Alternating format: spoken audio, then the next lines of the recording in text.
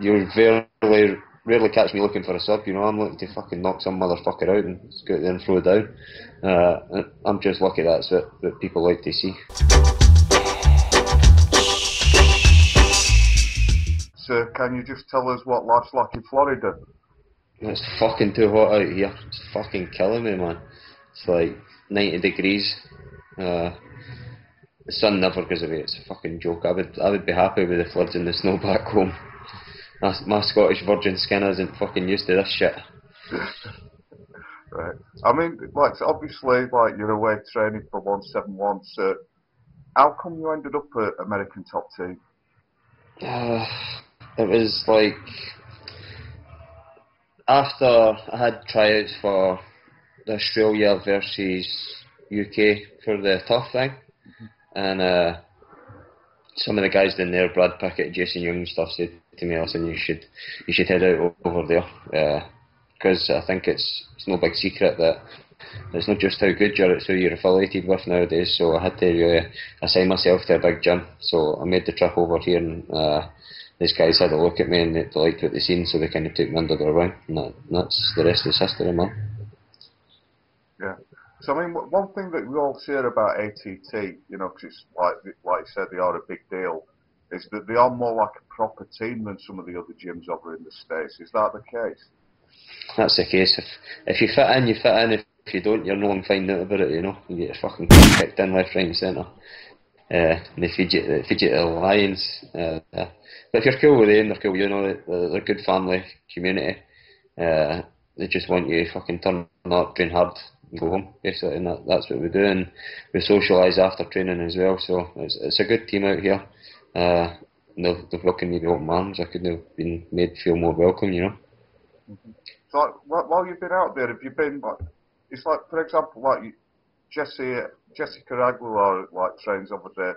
Did you, like, go out and see her fight when she was, like, fighting? Yeah, I seen the fight in the World Series. I went to see the fight that night. She just dominated the girl. I never even knew who she was, and I seen her training in the gym. She was rolling with Brad Pickett, and I was like, who the fuck's this bitch, you know? I was like, she's fucking on Brad. And she's like, yeah, that's that Jessica girl, like, she's fighting on Saturday, you'll see her. And she just went out and manhandled the girl, well, woman-handled the girl. And I think she pulled off a sub in the end of the first or start of the second round, I can't remember, but yeah, she looked good. Is that a bit of a conflict for you these days? Because obviously, like, she's rated by a lot of people like the top 115-pound woman in the world, and obviously, like, back home in Scotland, there's Joe Calderwood who wants to be that, you know. So, yeah. Are you doing a bit of behind-the-scenes spying mission? Nah, not so much. You know, the girls, a lot of the time the girls are in different times for the guys. Now and again you'll see some of the girls, like Tisha Torres is here as well, who Joanne will be in the tough house with. The girls spar at different times and stuff, you know. But I mean, I don't think a behind the scenes spy mission would do any good when they go in there and they shut the cage door, you know. It doesn't matter who the fuck's been spying on you, it's between the two who's in there. Right. So obviously the show that you're going to be fighting on 171 is an absolutely massive show. Yeah. And big like, time. It's like, you know, what's it feel like to be a part of that? It's still not really sunk in, you know. I just fucking treat every fight as it's the same.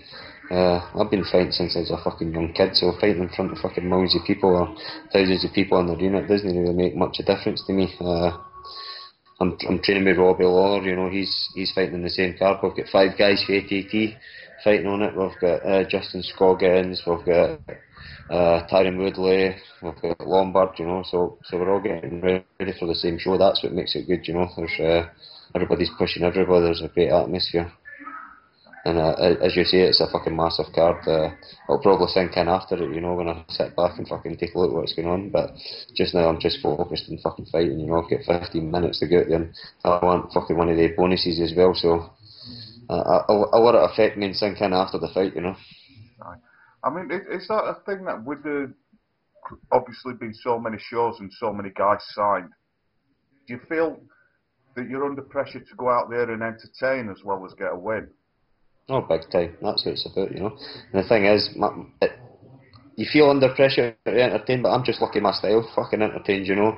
I go out there and fight or scrap. I don't look to fucking ride decisions out. I don't look to. You rarely catch me looking for a sub, you know. I'm looking to fucking knock some motherfucker out and just go out there and throw it down. I'm just lucky that's what people like to see. I mean, how did you find like your first UFC appearance? Obviously, it was fairly short notice and stuff, but did you find it a big step up from what you were used to? It was 5 days notice, so it didn't even sink in either, you know. It was fucking over and done before I knew it.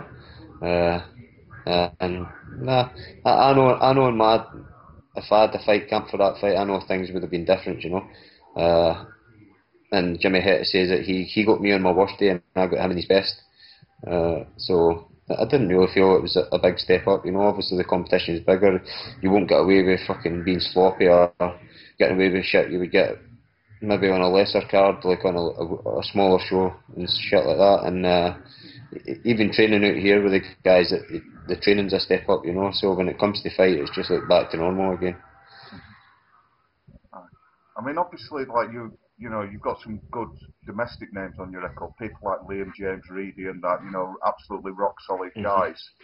But you know, in the UFC, is that like sort of the minimum like level of fight you're going to get, and like you know, sort of even people who are maybe not so well known, they're all going to be like dead tough fights for you. Well, the thing is anything can happen in an MMA fight, you know. It doesn't really fucking matter the name or who it is. Those 4 ounce gloves don't fucking leave any prisoners. If you connect with them, anybody's really going to sleep, you know. As I say, it's just that the smaller details that you can't be sloppy. People pick the higher level fighters will pick up and so quick, and you'll get fucking punished for it. So it's just small details. That's the only thing, you know. The level's obviously higher, but it's really small details. You can't get away with fucking being sloppy or shit. You get caught quick. Obviously, you say you've been fighting from a young age, and you're well known for your judo. You know, got a great background in that. Does the fact that you've been at it for so long, not necessarily in MMA, but you've like used to competition, used to fighting, is that like really prepared you well for like your career that you've gone into? Yeah, that is well, not just that, just my lifestyle, you know. There's nothing that phases me, you know. I can go out there and fight in front of fucking 10 people or fucking 10,000 people. Honest to God, it doesn't make a fucking difference to me. Like, when I go out there, my emotions are like dead, you know. I could be sitting fucking watching TV, drinking a cup of tea as far as fighting concerned, you know. Nothing really changes for me, it's that fucking easy.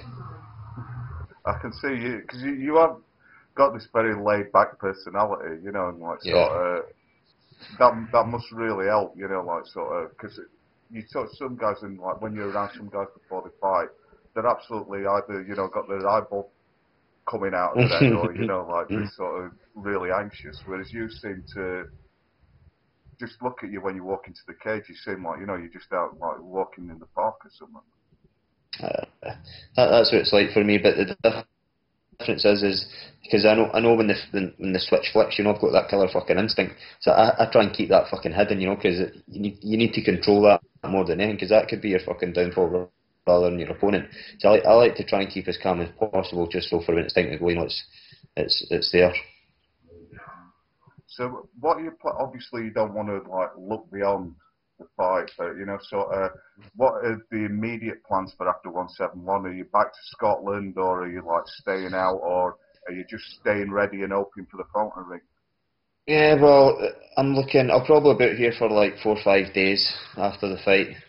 Fucking try some of the good food out here. Every time I come out here, I'm on a fucking camp and I fucking walk by all these American fucking diners and fucking cakes and shit, and I can't fucking have them. So I'm going to fucking go crazy in the 5 days over here after it. Get some fucking good food into me.